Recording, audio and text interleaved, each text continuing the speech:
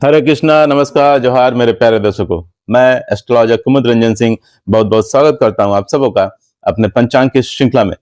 प्यारे दर्शकों, इससे पहले कि मैं आज के दैनिक पंचांग का संपूर्ण विवरण आप सबों को दूं, मैं उन सभी प्रियजनों को अपने तहे दिल से बधाई देना चाहूंगा जिनका आज जन्मदिन है, और साथ ही उन सभी दंपतियों को भी बधाई देना चाहूंगा जिनकी आज मैरिज एनिवर्सरी है।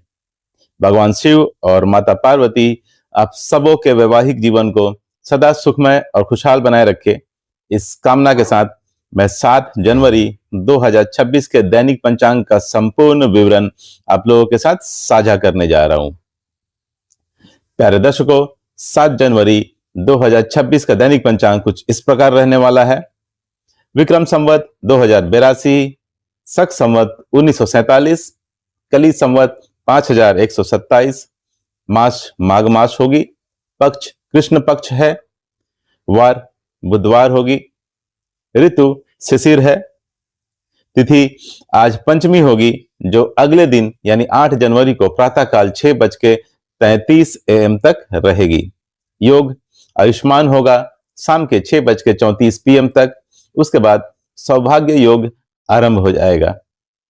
करण आज कौलव होगा जो शाम के 6:36 PM तक रहेगा, उसके बाद तैतिल करण आरंभ हो जाएगा जो अगले दिन यानी 8 जनवरी को 6:33 AM तक रहेगा।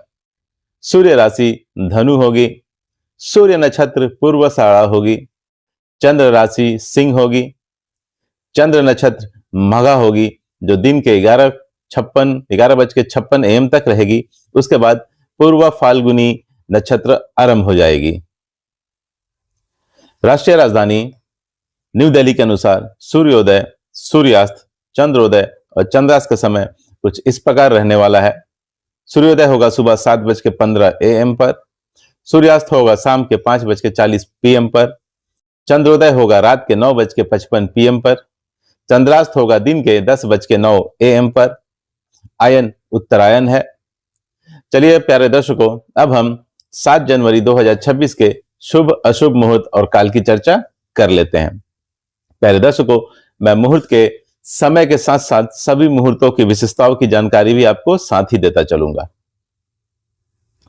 अभिजीत मुहूर्त, आज के दैनिक पंचांग के अनुसार अभिजीत मुहूर्त नहीं है। अभिजीत मुहूर्त को सर्वश्रेष्ठ मुहूर्त माना जाता है, लेकिन आज के दैनिक पंचांग के अनुसार अभिजीत मुहूर्त आज नहीं है। अमृतकाल, अमृतकाल आज होगा दिन के 9:34 AM से दिन के 11:09 AM तक, उसके बाद अगले दिन यानी 8 जनवरी को प्रातःकाल 5:53 AM से सुबह 7:31 AM तक। अमृतकाल दिन के 24 घंटे में एक विशेष छोटा मुहूर्त होता है। इसका समय नक्षत्र और चंद्रमा की स्थिति के आधार पर निर्धारित होता है। अमृतकाल को हम अमृत सिद्धि योग या श्रेष्ठ कार्य सिद्धि मुहूर्त के नाम से भी जानते हैं। अमृतकाल उपयुक्त होता है नए काम शुरू करने के लिए, पूजा हवन आदि करने के लिए, नया व्यापार स्टार्ट करने के लिए, निवेश अर्थात इन्वेस्टमेंट करने के लिए, किसी कॉम्पिटिटिव एग्जाम या जॉब का इंटरव्यू देने के लिए।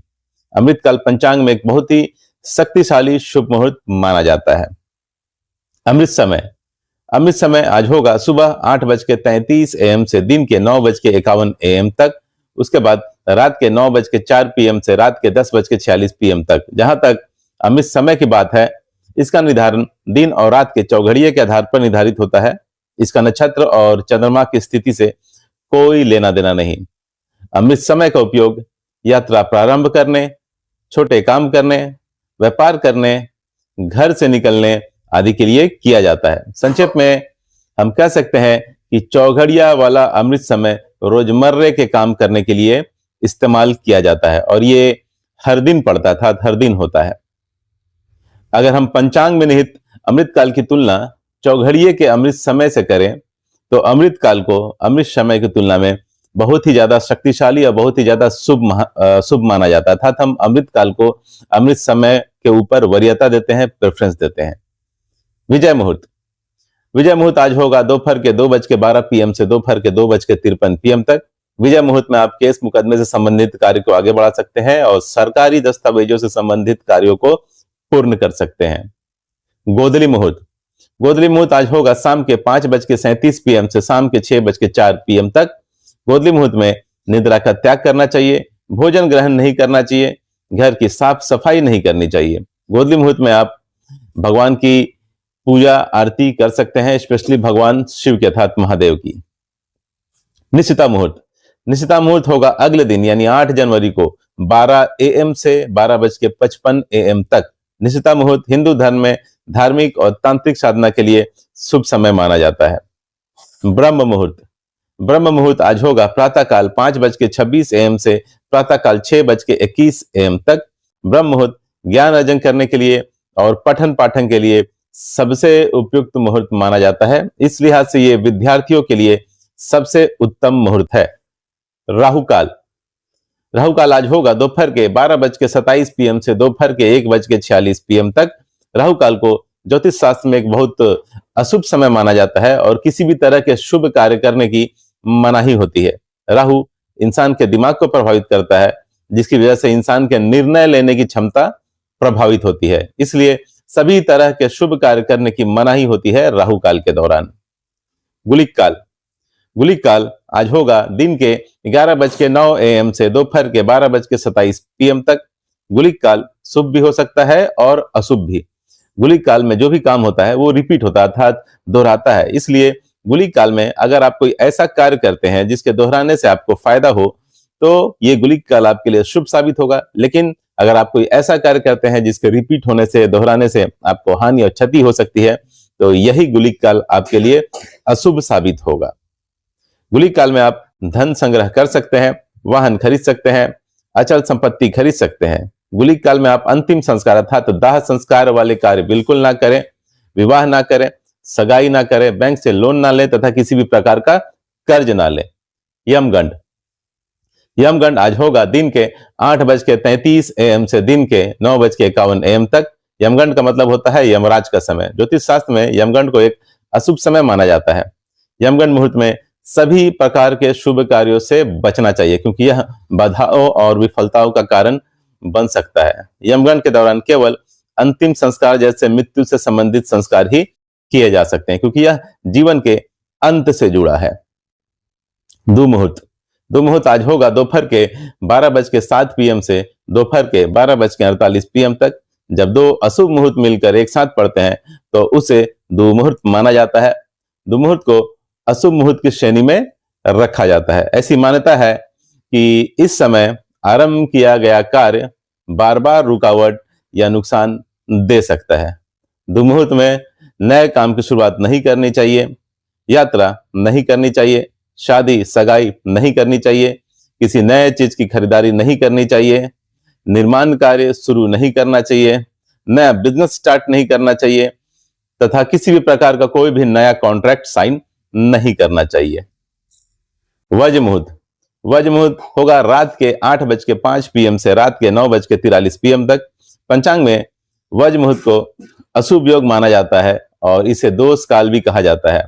वज्र मुहूर्त नक्षत्र और करणों की विशेष गणना से बनता है।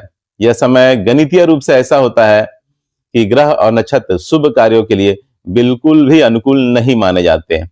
इस अवधि में शुभ कार्य की शुरुआत नहीं करनी चाहिए, शादी सगाई नहीं करनी चाहिए, गृह प्रवेश नहीं करना चाहिए, कोई नया काम शुरू नहीं करना चाहिए, पूजन हवन नहीं करनी चाहिए तथा कोई महत्वपूर्ण यात्रा भी नहीं करनी चाहिए। गंडमूल, गंडमूल काल आज होगा सुबह के 7:15 AM से दिन के 11:56 AM तक। गंडमूल मुहूर्त को ज्योतिष शास्त्र में एक अशुभ मुहूर्त माना जाता है। इस मुहूर्त के दौरान अगर किसी बच्चे का जन्म होता है तो शास्त्रों के अनुसार गंडमूल नक्षत्र शांति पूजा, जिसे हम 27 पूजा भी कहते हैं, करवाना अनिवार्य माना जाता है। भद्रा काल, आज के दैनिक पंचांग के अनुसार भद्रा काल नहीं है। भद्रा काल को ज्योतिष और पंचांग में एक बेहद ही अशुभ काल माना जाता है और सभी प्रकार के शुभ और मांगलिक कार्य वर्जित माने जाते हैं भद्रा काल में। पंचक, आज के दैनिक पंचांग के अनुसार पंचक का मुहूर्त नहीं है। मुहूर्त शास्त्र के अनुसार पंचक अशुभ काल होता है और सभी प्रकार के शुभ और मांगलिक कार्यों से बचना चाहिए इस काल में। दिशाशूल आज उत्तर होगी, इसलिए किसी विशेष प्रयोजन के लिए उत्तर दिशा की ओर यात्रा को अवॉइड करें। प्यारे दर्शकों, एक बात ध्यान रखिएगा कि अगर राहु काल के दौरान कोई शुभ मुहूर्त का समय हो तो उस शुभ मुहूर्त का त्याग कीजिएगा, क्योंकि राहु काल के दौरान वो शुभ मुहूर्त अपना शुभ प्रभाव देने में सक्षम नहीं होगा। प्यारे दर्शकों, इस तरह से मैंने 7 जनवरी 2026 के संपूर्ण पंचांग का विवरण आप लोगों के साथ साझा कर दिया है। भगवान श्री हरि विष्णु और महादेव की कृपा आप सबों पर और आपके परिवार पर हमेशा बनी रहे, इस आशा के साथ विदा लेना चाहूंगा। तब तक के लिए नमस्कार। जय श्री कृष्णा।